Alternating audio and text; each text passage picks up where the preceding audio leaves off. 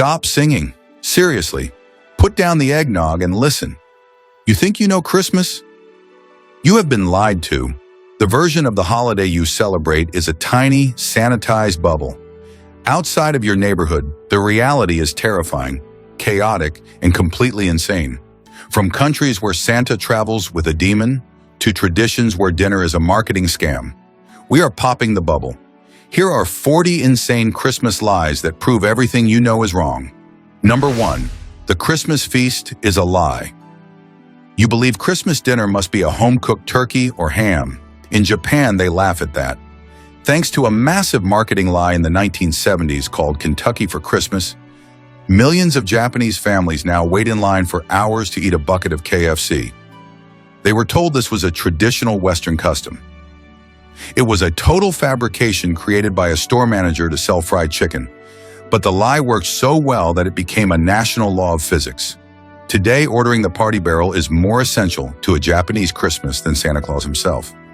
It proves that with enough marketing budget, you can convince an entire nation that fast food is a holy tradition. Number 2, Santa is not nice to everyone. The lie says Santa just gives coal to bad kids. In Austria and Bavaria, that is not enough. They have Krampus. He is a horned goat demon who travels with Santa. He does not give coal. He beats naughty children with birch sticks and stuffs them into a sack to drag them to the underworld. Your Santa is a saint. Their Santa has a hitman.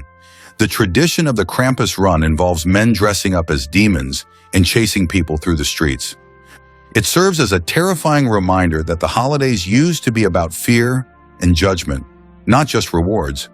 The modern version of Santa was sanitized to protect your feelings from the dark reality. Number 3. Ornaments are supposed to be pretty. You think trees are for tinsel and glass balls. In Ukraine, the tradition is to cover the tree in spider webs. It sounds like a Halloween prank, but it is based on a legend of a poor widow who could not afford to decorate her tree.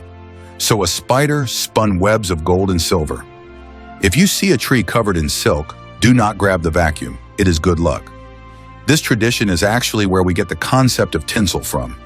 We replace the spiders with plastic strips, but the origin is purely arachnid.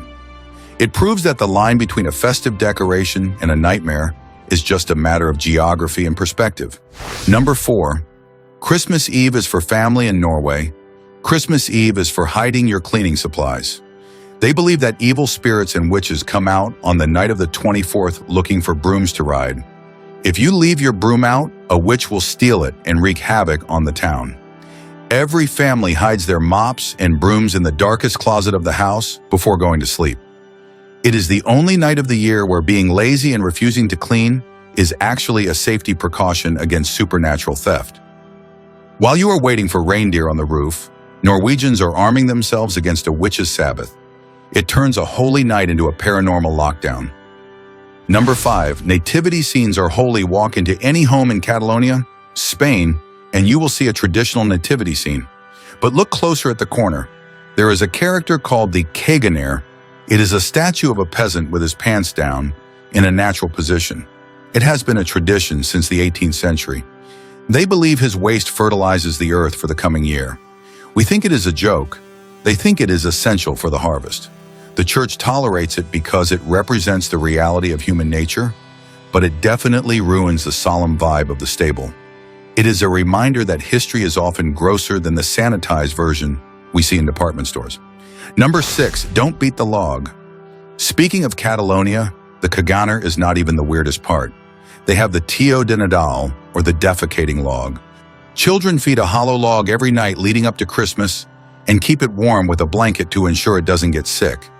Then on Christmas Eve, they beat the log with sticks while singing a song demanding it to produce presents and candy. The gifts are hidden under the blanket by parents. It is the most violent way to get a candy bar in human history. It takes the concept of a stocking and turns it into an act of beating a piece of wood until it gives you what you want. Number 7, the Yule Cat will eat you in Iceland. Getting new clothes for Christmas isn't just about fashion, it is about survival. Legend says a giant, terrifying beast called the Yule Cat prowls the snowy countryside. He does not look for naughty kids. He looks for lazy people who did not finish their work to earn new clothes. If you are wearing last year's sweater, the cat eats you. This is how Icelanders have stayed the most productive people on Earth for centuries. It was a lie invented by farmers to terrify their workers into processing the wool harvest before winter set in. It wasn't holiday spirit, it was a management technique involving a carnivorous monster. Number 8. Don't eat the whale skin. In Greenland, Christmas dinner is a test of your stomach. Their traditional dish is matak, which is raw whale skin with a layer of blubber attached. It is supposed to taste like fresh coconut, but it is incredibly tough to chew and is usually swallowed whole. If that is not enough, they also eat kiviak. That is 500 small birds stuffed inside a seal skin and left to ferment under a rock for 7 months. It smells like death, but they call it a delicacy.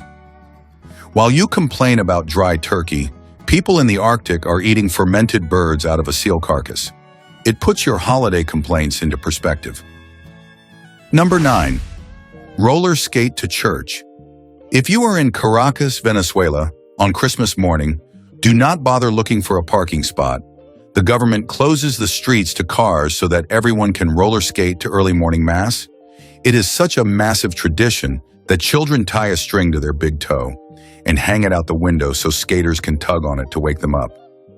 It is the loudest, fastest church service on the planet. This tradition has no clear religious origin. It seemingly started as a spontaneous community event that became law. It proves that traditions don't have to be ancient or solemn to be strictly enforced by the entire population. Number 10. Mari Lwyd rap battles in Wales. If you hear a knock on the door, it might be a horse's skull on a pole. This is the Mari Lwyd. A group of men carry a decorated skull door to door and challenge the homeowner to a battle of rhyming insults in Welsh. If the horse wins the battle of wits, you have to let them in and give them beer and food. It is basically a medieval rap battle against a dead animal for alcohol. The church tried to ban this practice for centuries because it was drunken and pagan, but the Welsh refused to give it up. It is a chaotic, loud, and terrifying tradition that makes caroling look boring. Number 11. The shoe toss in the Czech Republic. Christmas is for gambling on your love life. Unmarried women stand with their backs to the door and throw a shoe over their shoulder. If the toe of the shoe points toward the door, they will get married within the year. If the heel points toward the door, they stay single. It is like Tinder, but with footwear and property damage. This superstition comes from a time when marriage was the only economic option for women, turning Christmas into a high-stakes performance review of their future. It relies on random physics to determine your happiness, which is honestly not that different from modern dating apps. Number 12. Radish carving in Oaxaca, Mexico. They do not carve pumpkins. They carve giant radishes. December 23rd is the night of the radishes. Artists carve intricate scenes of the nativity and folklore into massive vegetables, specially grown to be oversized. It only lasts a few hours before the radishes wither and turn brown. But thousands of people show up to see the most impressive salad ever made. It started as a marketing ploy by farmers in the 19th century to get people to buy produce at the Christmas market. It worked so well that it became the defining cultural event of the region. It is edible art that rots by morning. Number 13. The Christmas sauna. In Finland, before you get your presents, you have to get naked. The Christmas sauna is a sacred tradition.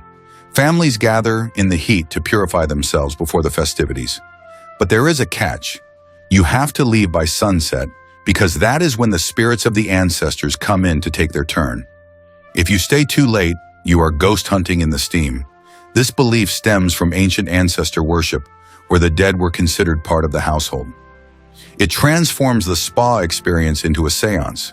While you are watching Elf, the Finns are sweating with their ghosts. Number 14. Don't clean the table.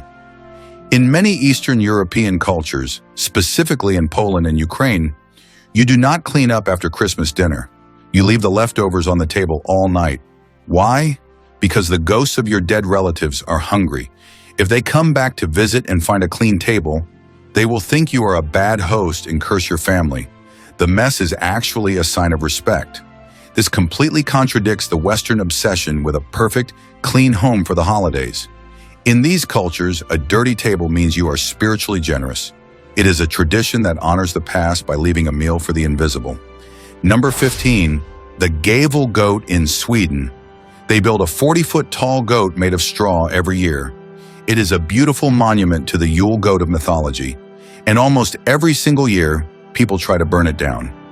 Even though it is illegal and there are security cameras and guards, arsonists have destroyed the goat 38 times since 1966. They have used flaming arrows, hackers, and even a gingerbread man costume to get past security. It has become a national game of cat and mouse where the criminals usually win. The lie is that the goat is a symbol of peace. The reality is that it is a yearly challenge for pyromaniacs. Number 16. The Christmas truce was a glitch. We love the story of the 1914 Christmas truce, where British and German soldiers stopped fighting to play soccer in no man's land. It is a beautiful story. The lie is that it changed anything or that the generals supported it. The reality is that the commanders were furious. They hated the truce. They issued strict orders that any soldier caught fraternizing with the enemy would be court-martialed and potentially executed for treason. The very next day, the artillery barrages were ordered to be twice as heavy to ensure the soldiers stopped being friends and started killing each other again. It was a momentary glitch in the war machine, not a triumph of humanity. Number 17. Jingle Bells was the first space prank. You know Jingle Bells is an Earth song, but in 1965, it became the first song broadcast from space. But it started as a terrifying prank. The astronauts on Gemini 6, Wally Schirra and Tom Stafford, reported to Mission Control that they saw a UFO with a pilot wearing a red suit orbiting the planet. Mission Control was genuinely panicked for a moment. Then, the astronauts pulled out a smuggled harmonica and sleigh bells and played Jingle Bells. It wasn't a festive concert. It was two guys in a tin can terrifying NASA engineers for a laugh before playing a song about sleighs. Number 18. Mince pies were illegal contraband. In the 1600s, Oliver Cromwell and his Puritan government in England didn't just frown on Christmas, they declared war on it. They specifically banned mince pies. They believed the rich spices like cinnamon and nutmeg, along with the pleasant taste, incited sin and gluttony. Soldiers would actually search kitchens and pantries for illegal pies during the holy season. If you were caught eating a delicious pastry on Christmas Day, you were considered an enemy of the state and a sinner. It is the only time in history where a bakery product was treated like a controlled substance. Number 19, Donald Duck is a god in Sweden. In America, you watch football or A Christmas Story. In Sweden, the entire country shuts down at 3 p.m. on Christmas Eve to watch a 1958 Disney clip called From All of Us to All of You. They call it Kalle Anka. It is a national religion. Over 40% of the population watches it simultaneously every single year. If the TV station tries to change a single second of the clip or edit out a scene, the public riots and sends angry letters. It proves that tradition isn't about logic. It's about watching the same cartoon duck for 60 years straight. Number 20. The Grinch is an autobiography. Dr. Seuss wrote, "How the Grinch Stole Christmas, not because he hated consumerism, but because he hated himself." He looked in the mirror one morning on December 26th and saw a tired, annoyed face looking back. He realized he was being a grump and ruining the holiday for his family. The Grinch is a self-portrait of the author. He wrote the book to rediscover the joy of the holiday for himself. He wasn't criticizing capitalism or society. He was criticizing his own bad mood. It is basically a therapy session that became a best-selling children's book. Number 21. Frosty is a horror story. Stop and think about the lyrics to Frosty the Snowman. A magical entity possesses an inanimate object made of frozen water, comes to life, leads children away from their parents into the streets, and then melts into nothingness, traumatizing everyone. Frosty isn't a holiday special. It is a story about a golem made of ice that hijacks a village. In the original song, He doesn't even say happy birthday. He just starts running, and the kids chase him to his death. If you stripped away the jaunty tune, it would be the plot of a B-grade horror movie about a monster that dissolves. Number 22. Baby It's Cold Outside was innocent. This song gets canceled every year because modern listeners hear a predator refusing to let a woman leave his house. Say What's in This Drink sounds terrible today. Historically, it was written by Frank Loesser as a duet for him and his wife to perform at parties to tell guests it was time to go home. It was originally a husband and wife inside joke about how hard it is to say goodbye, not a crime scene. The drink line was a common idiom at the time for a joke, not a drugging. Context changes everything over 50 years. Number 23. White Christmas is Tragic. Irving Berlin wrote White Christmas, which is the best-selling single of all time.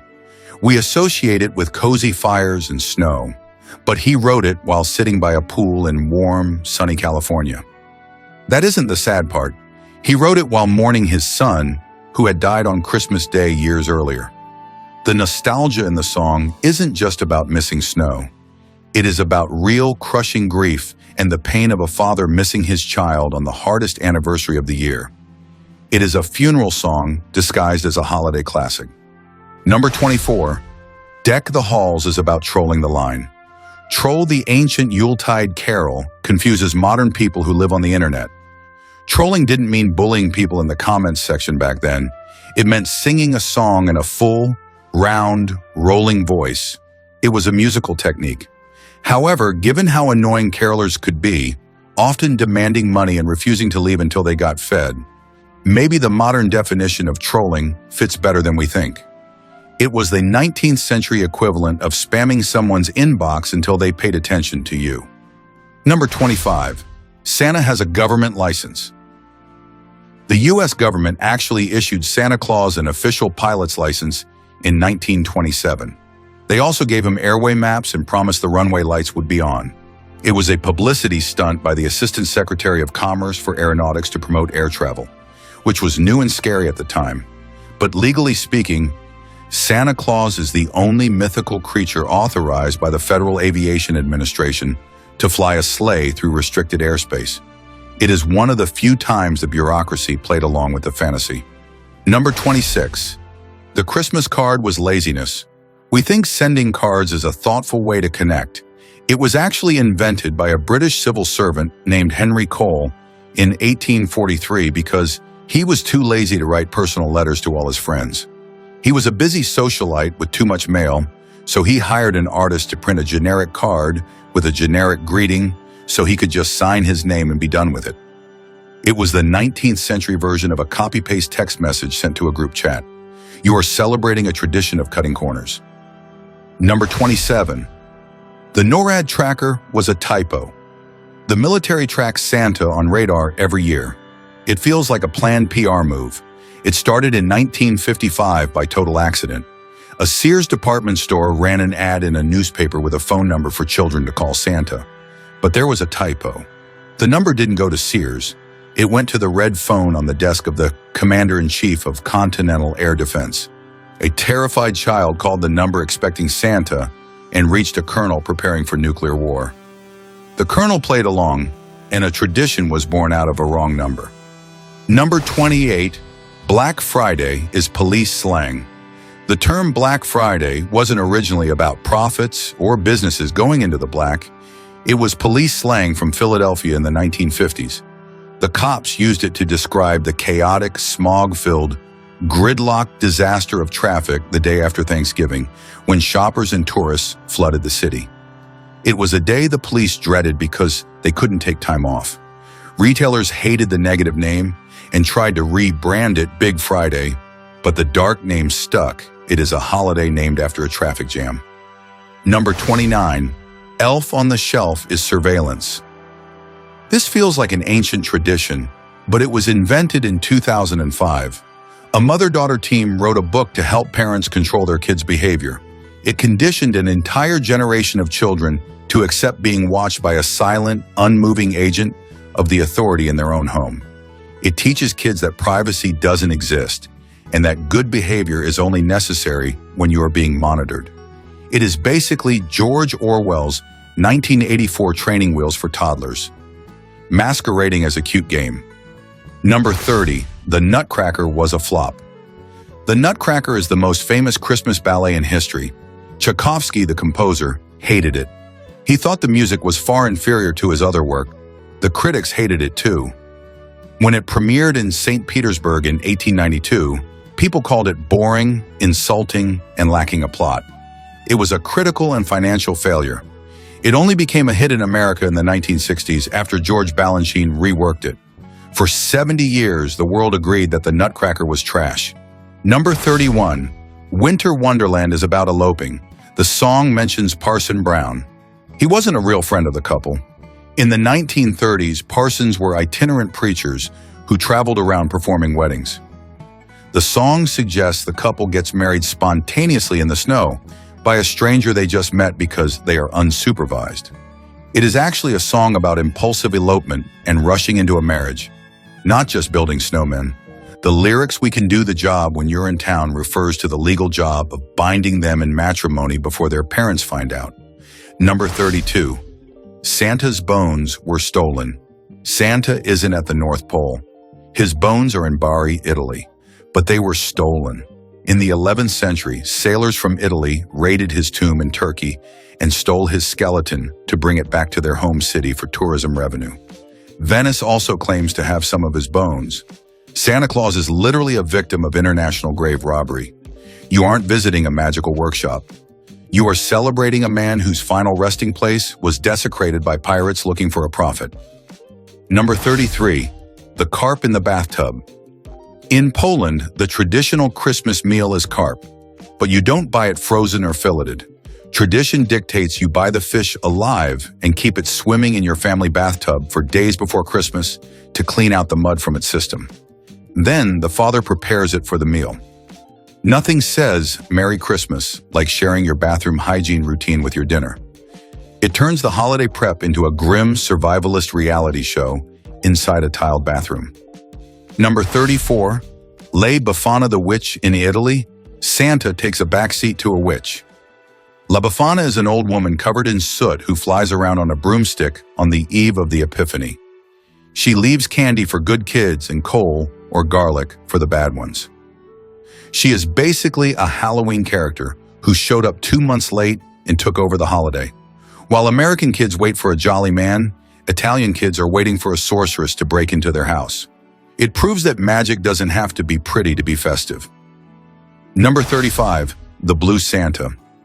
In Russia, they have Ded Moroz, or Grandfather Frost. He looks like Santa, but he is taller, wears a long blue coat, carries a magical staff, and physically fights evil spirits. And he doesn't work alone. He travels with his granddaughter, the Snow Maiden. The Soviets tried to ban him because he was too religious, but he was so popular they failed.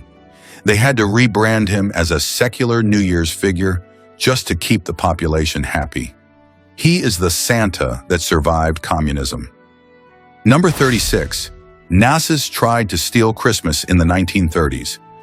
Hitler tried to rebrand Christmas as Yuletide. He tried to replace Jesus with the coming of the Führer, replace the star on the tree with a swastika, and rewrote carols to be about racial purity. It was a massive propaganda failure because even terrified German citizens refused to give up their traditional songs. It is one of the few times in history where the holiday spirit actually defeated a totalitarian regime's attempt at mind control. Number 37. Victorian Ghost Stories. We tell ghost stories on Halloween. The Victorians told them on Christmas Eve. A Christmas Carol by Dickens is literally a ghost story. The tradition was to gather by the fire and tell terrifying tales of the dead and the supernatural. We have sanitized the holiday and replaced the ghosts with Hallmark movies, which is honestly a downgrade.